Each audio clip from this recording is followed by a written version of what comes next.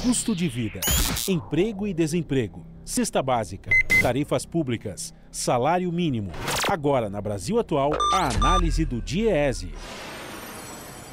E nós vamos conversar agora com o diretor técnico do DIEESE, Fausto Augusto Júnior. Bom dia, Fausto. Bom dia, Glauco. Bom dia a todos. Fausto, o preço médio da gasolina subiu pela sexta semana consecutiva nos postos do país, de acordo com o levantamento da ANP. Também, segundo o IBGE, a gasolina já acumula uma alta de preço de 31,1% entre janeiro e agosto, contra uma inflação geral de 5,7% nesse mesmo período. O diesel e o gás de cozinha também concentram altas de 28% e 23,8%, respectivamente. E ontem, Fausto, teve ali uma comissão geral do plenário da Câmara dos Deputados que contou com a presença do presidente da Petrobras, Joaquim Silvio Luna, e os deputados governistas insistiram em culpar o ICMS, sendo que as alíquotas desse imposto são praticamente as mesmas nos estados há anos. E na própria mídia tradicional não se vê qualquer tipo de crítica à política de preços da Petrobras, nem ao desmantelamento da cadeia de produção do petróleo no Brasil. Como é que você vê esse panorama de alta de preços dos combustíveis que a gente vive sem apontar de forma correta os culpados, Fausto? Bem, Glauco, nós estamos assistindo desde o início, na verdade, lá da Operação Lava Jato, um processo de desmonte da maior empresa brasileira, né? E uma das maiores empresas de óleo e gás do mundo, que é a Petrobras.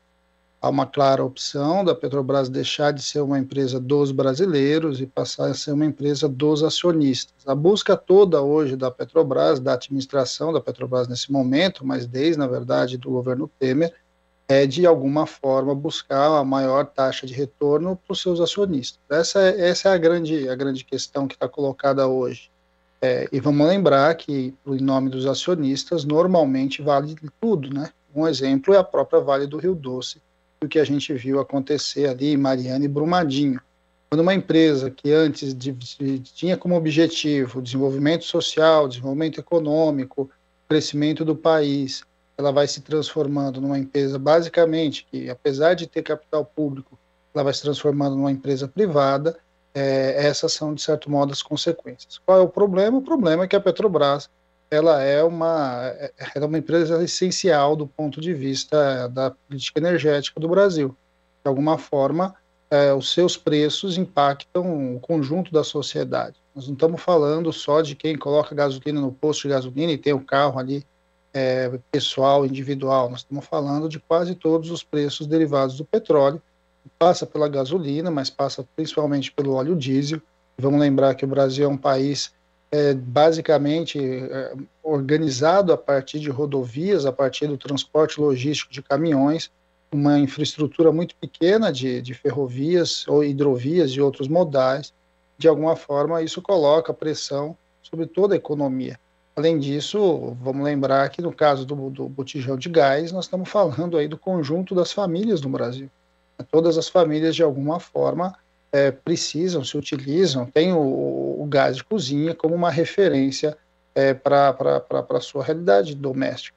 Então, quando a gente fala da Petrobras, nós estamos falando aí, então, de um momento em que as suas escolhas de política de preço, vinculadas ao preço do petróleo internacional, independente do preço do petróleo que é extraído aqui no Brasil, um claro movimento, né, de associação desse preço à política de câmbio, né, e um real desvalorizando.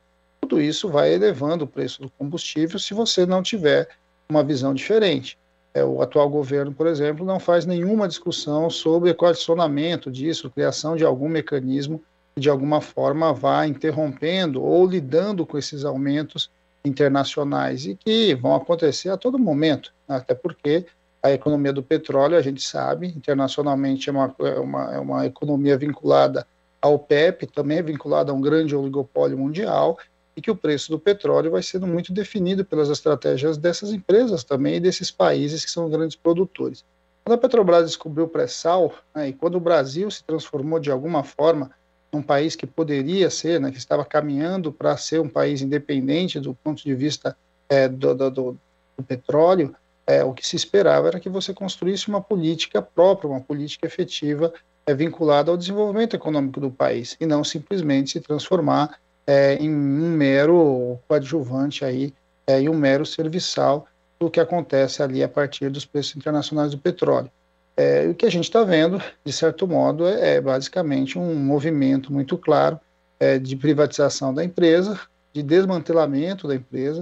É bom dizer que a empresa hoje ela opera com capacidade ociosa dentro das suas refinarias, ou seja, ela refina menos petróleo, ela produz menos gasolina e menos óleo diesel de maneira intencional, ampliando a importação de combustíveis no Brasil.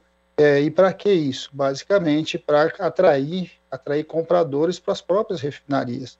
A Petrobras hoje um grande, é como se a gente tivesse um grande carro de luxo que está sendo vendido em peças, né? Está sendo desmontado e vendido aí como se fosse um ferro velho. Então, essa é a política que está posta, e quem paga mais é a população em geral. A população em geral nos preços da gasolina, diesel e gás de cozinha, mas paga a população, a sociedade brasileira como um todo, uma vez que vai perdendo a sua principal empresa e, de alguma forma, uma das principais indutoras do crescimento brasileiro.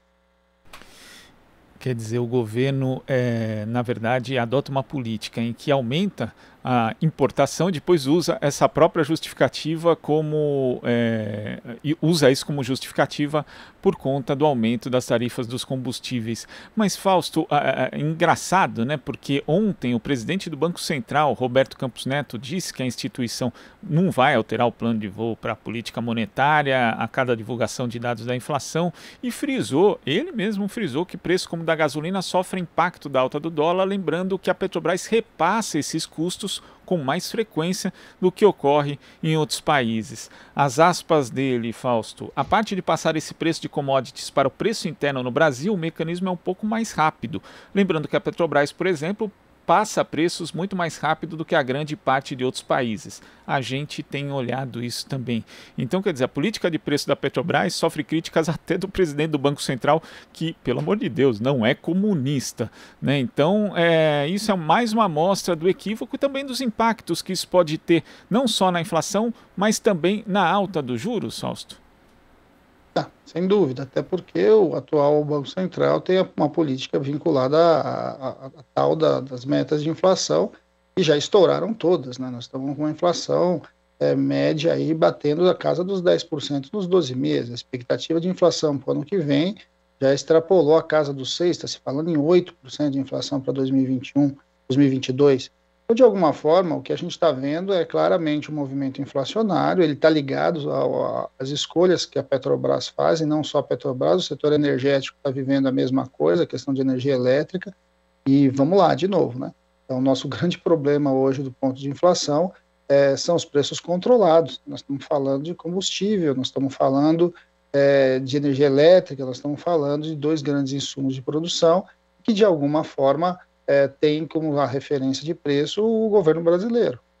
Nós não estamos falando só do mercado, né? E agora, inevitavelmente, está atingindo o mercado como um todo, em especial a cadeia dos mais pobres, né? A inflação está mais alta para as famílias mais pobres, está mais alta para quem ganha menos. Isso está vinculado à alta também do preço dos alimentos. Vamos lembrar que o preço dos alimentos tem a ver com commodities, tem a ver com a estação, né, tem a ver com a questão das chuvas, o ciclo de chuvas, e o ciclo de chuvas tem a ver também com a nossa política ambiental, que a gente vem absolutamente abandonando, e de alguma forma a gente está vendo também, lembrando também que no caso do setor agroexportador, uma parte bastante importante da formação do preço também desses produtos está vinculado a fertilizantes, a insumos de produção, e de alguma forma também tem um pezinho ali no setor de óleo e gás. Então, quando a gente olha para tudo isso, a gente vai percebendo como que as escolhas que estão sendo feitas do ponto de vista da política de preço da Petrobras não para em pé, não é referência, não tem como referência em nenhum lugar do mundo. É basicamente uma visão extremamente ultraliberal e que, de alguma forma, vai levando a sociedade brasileira para o que nós estamos vivendo, um momento de carestia, um momento de baixo crescimento econômico, quando nenhum, e um movimento ali que piora nas condições de vida da população. Agora, esse modelo, né, você falou em relação à questão da energia, as tarifas também têm ficado mais caras para o consumidor residencial. Nós temos sempre que se trata desse assunto, se fala muito em crise hídrica, mas colocar as coisas nesses termos, né, crise hídrica, parece algo que é fortuito. Claro que a gente tem, de fato, uma escassez de chuvas que acaba contribuindo para os reservatórios operarem muito abaixo do seu nível, inclusive a usina hidrelétrica de Ilha Solteira, a maior do Sudeste em potência instalada, operou nessa segunda-feira com 1,82% da capacidade do seu reservatório, mas a gente tem uma questão de planejamento e também de modelo, né, Fausto, que foi adotado aqui no Brasil desde o governo Temer também, um aprofundamento da questão da privatização e do deixar o mercado resolver. E quando o mercado vai resolver, ele vai resolver, obviamente, para o seu lado, para o lado do lucro, sem pensar na sociedade como um todo. Então, esse modelo adotado ali na área dos combustíveis também tem sido adotado na área de geração e distribuição de energia, Fausto? Bem, aí é algo um tanto quanto absurdo que nós estamos assistindo, né, Glauco? Na verdade, isso já começou, em questão de chuvas, a questão de reservatórios, para uma estrutura hidrelétrica, uma estrutura elétrica, né, instalada num país baseado em hidroenergia, né, seja em hidrelétricas, sabe que é absolutamente comum você ter momentos de estiagem, e não é o primeiro movimento. Vamos lembrar que a gente já teve algumas crises hídricas no Brasil, ou seja, de alguma forma, inclusive a construção das termoelétricas, a própria discussão da retomada de Angra dos Reis, né, ou seja, da energia nuclear, tinha a ver com essa necessidade de você equilibrar o sistema a partir de outras possibilidades. Nós estamos entrando agora com energia solar, com energia eólica, ou seja, você tem a possibilidade dos consumidores individualizados, tem toda uma discussão hoje no mundo inteiro em relação à produção de energia elétrica e que deveria ser tocada. Falar agora que você simplesmente, tudo é culpa das chuvas, é algo bastante simplório, né? Porque vamos lembrar, né? A gente tem um problema muito sério do ponto de vista do preço da energia térmica, né, da energia produzida a partir de combustível fóssil, mas vamos lembrar que o combustível fóssil, então, está vinculado ao preço que a Petrobras define lá do preço do óleo que você vai queimar. Então, de alguma forma, essas coisas não se separam, né?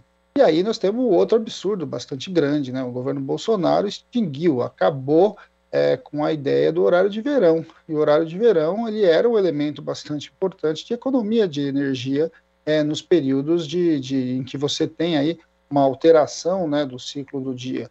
Ou seja, você tem dias mais longos e, por conta de dias mais longos, você pode refazer a discussão dos horários no Brasil para que você aproveite essa energia natural em vez de você consumir mais energia. E o governo Bolsonaro simplesmente extinguiu o horário de verão, sem fazer nenhum tipo de discussão, sem ter consultado nenhum especialista do ponto de vista energético, sem ter feito a discussão com a própria Enel ou com o operador nacional. Ou seja, tudo isso vai sendo feito a partir de uma visão muito pouco científica, uma visão ideologizada, e agora a gente está vendo a própria discussão da privatização, absolutamente fora do ponto de vista estratégico, simplesmente achando que desregular todo o setor, um setor estratégico como esse, jogar ele ao mercado, vai resolver os nossos problemas. Só que é sempre bom lembrar, né? Energia elétrica a gente não escolhe de onde a gente compra. A gente não tem como comprar de uma empresa A ou de uma empresa B. O fio que passa aqui na porta da minha casa, ele vai ser sempre daquela concessionária que conseguiu lá a concessão na distribuição. A energia gerada, a gente sabe que no Brasil, a grande parte delas vem de grandes hidrelétricas estatais e que agora, né, neste ano principalmente, estão minimamente concluindo o seu ciclo de pagamento do investimento, e a gente simplesmente quer vendê-las, né? Quer colocá-las aí na bacia das almas para vender a preços muito aquém do que nós, de fato, enquanto sociedade, pagamos para construí-las, que é o caso de Itaipu, por exemplo. E quando a gente está olhando, basicamente o que a gente tem é uma falta de política do ponto de vista energético, o que é muito grave, né? No caso da energia elétrica, isso nós podemos claramente dizer que é um freio do nosso desenvolvimento. É um freio do crescimento econômico e do desenvolvimento social. De alguma forma, chegar a energia elétrica nos lugares mais pobres do Brasil é essencial para a gente melhorar a vida do conjunto da população. Mas garantir estabilidade de sistema, garantir energia do conjunto da sociedade, principalmente para a economia, significa você ter segurança de investimento, coisa que hoje o Brasil não tem. O Brasil não tem segurança de investimento porque tem um governo que basicamente não governa, basicamente trabalha a partir de fake news, e de outro lado, você tem um setor energético que está totalmente desmantelado do ponto de vista estratégico, em que não há política. A política é simplesmente deixar o mercado caminhar, e a gente sabe que neste caso específico, isso não vai levar a um bom lugar.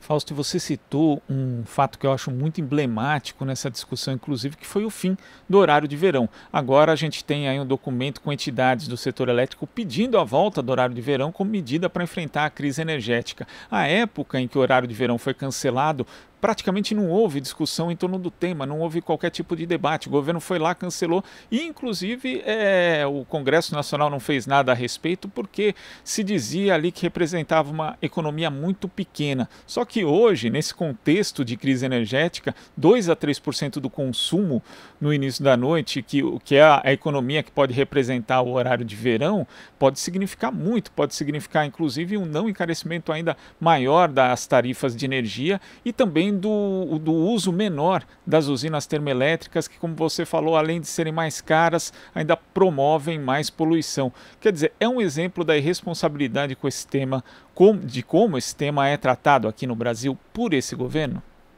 Não, e vamos pegar aí, né, Glauco, uma das campanhas que historicamente o Brasil faz está vinculada, eu estou falando, campanhas publicitárias de governo, né, sempre teve vinculada a ideia de você economizar energia. A política energética, ela passa nas duas pontas, ela passa de um lado por gerar mais energia, fazer a energia chegar a quem precisa, mas por outro lado também buscar novas formas de você economizar energia elétrica. O horário de verão foi uma forma inteligente, construída, para que você pudesse, nesse período, reduzir o consumo.